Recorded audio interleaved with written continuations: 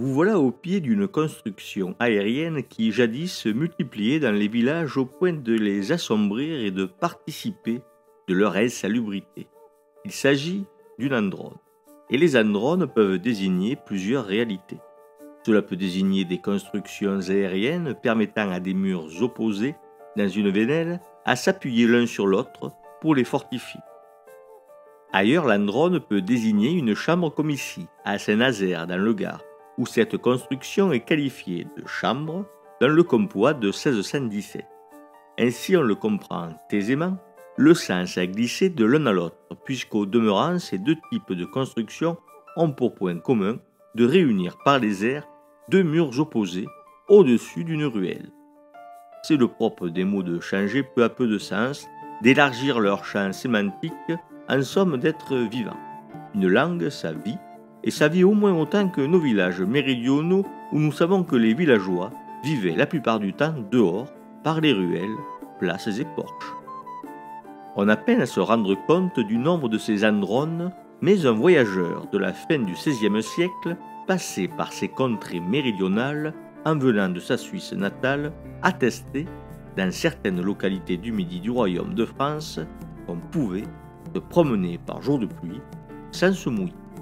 C'est dire l'omniprésence des andrones ou des andronettes et des passages couverts.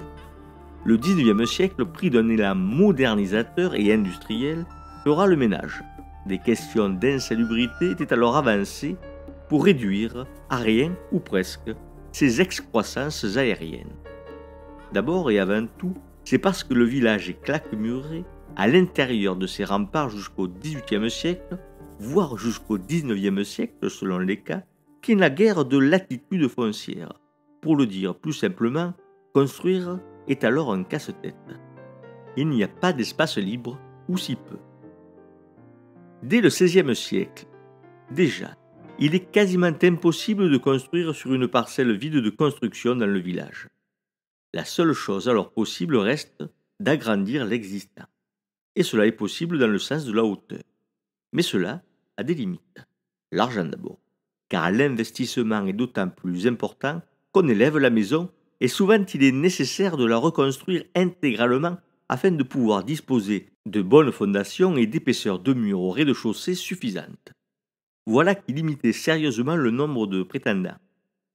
Il y avait aussi la possibilité de construire ces andrones. On pouvait s'appuyer sur la maison d'en face moyennant finance et créer ainsi une chambre au-dessus de la rue. On pouvait également, quand on en avait les moyens, acheter la maison d'en face et la relier à son domicile originel par un androne ou une androne plus étroite qui devenait ainsi un couloir aérien.